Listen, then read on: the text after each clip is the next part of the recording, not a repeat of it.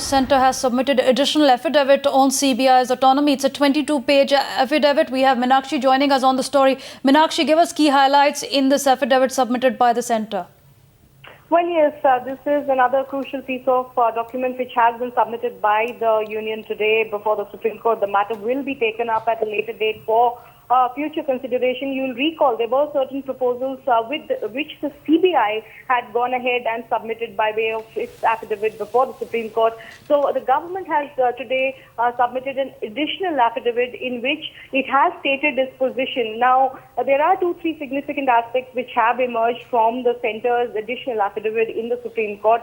Number one, the Government of India is of the opinion that CBI's proposal that all the appointments of directors should be on the suggestion of outgoing director was perhaps not a viable suggestion. The government has reiterated its earlier position that the appointment of CBI director should be by way of a high power committee comprising of the leader of opposition, the Chief Justice of India. That is the centre's position, which the centre had clarified before the Supreme Court earlier. And today, again, by way of this additional affidavit, the centre has reiterated its position. Also significantly, there is another aspect which is of import here.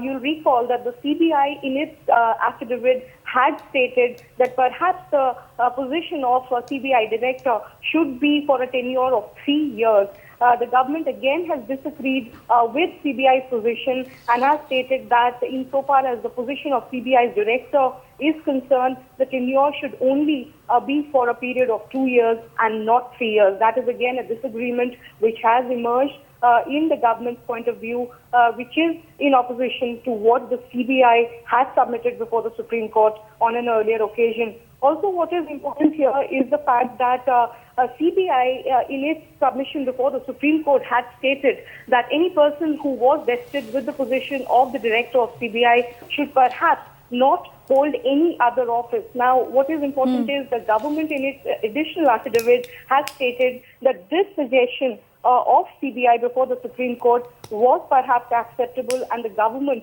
can actively look to adapt this suggestion which the CBI had offered earlier before the Supreme Court. And this today the government has reiterated by way of a 22-page affidavit. We are bringing to you the highlights of the affidavit. I have stated so far the 2 areas of perhaps the disparate views which have emerged between the centre and the CBI. But one point where both CBI and the central government seem to be in agreement is the fact whether or not the CBI director should hold any other position subsequent to their retirement. Both the CBI and the government have, it seems, agreed that it is a proposal which can